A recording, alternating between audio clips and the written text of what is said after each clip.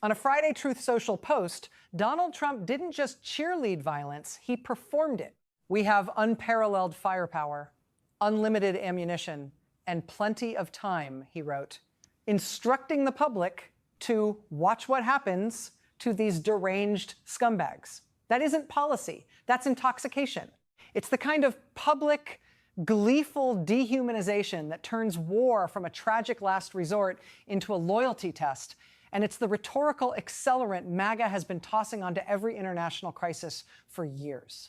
It's also a reminder that Trump's political brand isn't strength, it's sadism dressed up as strength. The post reads like a man auditioning for the role of commander-in-chief as internet troll-in-chief, swaggering, threatening, and detached from the basic moral and legal architecture that separates a democracy from a revenge machine. Here's what gets lost when the cable panels start treating that kind of statement as mere bombast. Language like this isn't a harmless flourish. It is an operating system. When a president or a would-be president talks about unlimited ammunition and plenty of time, he's signaling that civilian life, environmental fallout, hospitals, water systems, and the medical infrastructure that keeps people alive are at best collateral and at worst acceptable targets. He's not describing a limited mission with strict rules, accountability, and humanitarian safeguards. He's advertising a mood, domination without constraints. And once you normalize that mood, everything that follows becomes easier expanded strikes, reduced oversight, looser rules of engagement, and a domestic culture that celebrates cruelty as a form of patriotism. That's why the most piercing commentary in the material you shared doesn't come from a general or a strategist. It comes from physicians, Dr. Id Brown and Dr.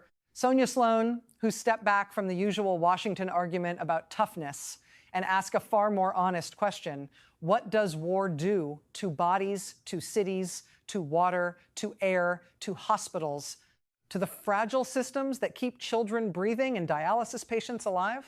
They describe what the news too often refuses to linger on. Burn units filling, trauma systems collapsing, displaced families trying to survive amid toxic air and contaminated water, and overwhelmed hospitals if they're not already destroyed. That isn't sentimentalism, that is reality. And it is exactly what Trump's "watch what happens" rhetoric erases. One of the starkest images described is the black cloud over a city and rain that appears absolutely black, the kind of scene that feels apocalyptic because it is. The discussion frames this as an environmental exposure crisis after strikes on oil facilities and refineries, with massive fires burning for days and the World Health Organization warning about black rain, soot, and petrochemical particles mixing with water vapor and falling back to Earth carrying hydrocarbons, sulfur compounds, heavy metals, and fine particulates. Put differently, even the weather becomes a delivery system for disease, and those exposures don't care about your politics. They don't stop at borders. They don't ask whether you voted for war or were simply born under it. This is the part the MAGA approach cannot metabolize, because it requires the capacity for consequence. Trump's posture is always transactional and immediate. Win the moment, dominate the headline cycle, punish the enemy, savor the spectacle. But public health doesn't work that way. The physicians talk about PM2, 5 particles small enough to lodge deep in the lungs and enter the bloodstream, linked to heart attacks, strokes, lung disease, and increased mortality for children, older adults, and people with asthma or chronic lung disease. They point out that contaminated water systems and soil don't reset when a ceasefire is declared. The health effects can persist for years or decades, producing what they call generational harm. That phrase matters. It means the casualties of war are not limited to the bodies counted on the day of a strike. They include the children who grow up breathing toxic air, the pregnant women who can't access prenatal care because a hospital is rubble, the diabetics who can't refrigerate insulin when infrastructure collapses, the trauma that rewires a generation's nervous systems long after the bombs stop. And then there's the point that should stop every American viewer in their tracks: hospitals as targets. The discussion insists on something that should be obvious, but is treated as optional in too many political conversations: that medical facilities are meant to be neutral ground in war, protected under international humanitarian law, and that attacks on healthcare infrastructure carry an ethical and legal gravity that can't be shrugged off as the fog of war. The clip referenced shows chaos outside what's described as southern Gaza's only functioning hospital, followed by a second blast hitting first responders and journalists, killing 20 people in the hospital and additional media members. The physicians describe what that means in human terms. Not just deaths in a single moment, but the obliteration of decades of training nurses, doctors, surgeons wiped out in seconds, expertise that cannot be replaced on command. This is where Trump's unlimited ammunition fantasy becomes more than grotesque rhetoric. It becomes an ideological permission slip. Because if you sell your followers the idea that the other side is made of deranged scumbags, you don't just justify the bombing. You justify the indifference to what bombing does. You train the public to stop asking whether hospitals were protected, whether civilian infrastructure was spared, whether water facilities were hit, whether the air is now poison, whether children can sleep without believing they'll die in the next minute.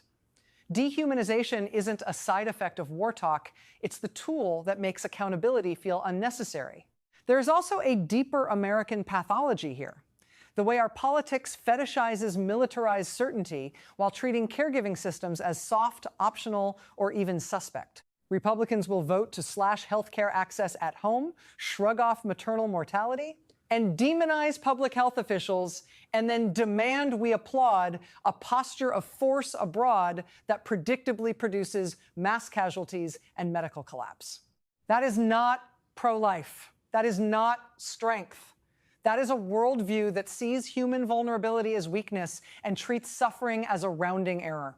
The physician's commentary slices through that. Hospitals don't just treat trauma from blasts.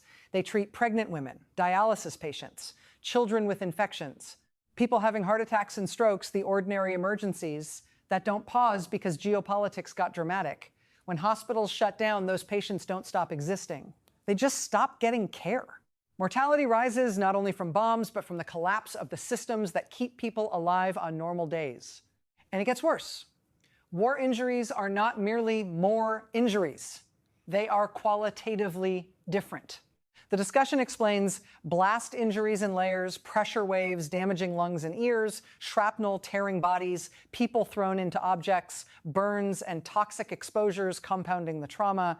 Now imagine trying to manage dozens of these cases at once, with limited space, strained surgical teams, dwindling blood supplies, scarce ICU beds, and hospitals already damaged or understaffed.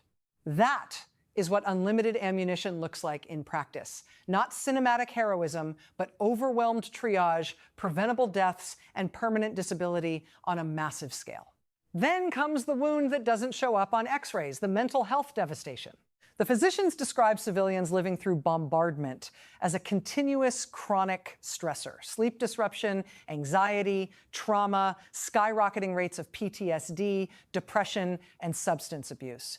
And children carrying psychological effects for years if they survive at all. That's not incidental. It's the long tail of war.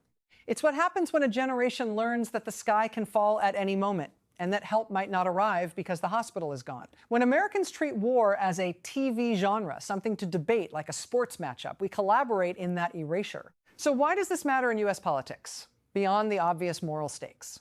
Because Trump and the modern Republican Party have fused foreign policy with a domestic culture of cruelty. The same movement that cheers mass deportation fantasies, mocks the vulnerable, and turns public suffering into a punchline is perfectly at home with war talk that celebrates firepower and unlimited ammunition.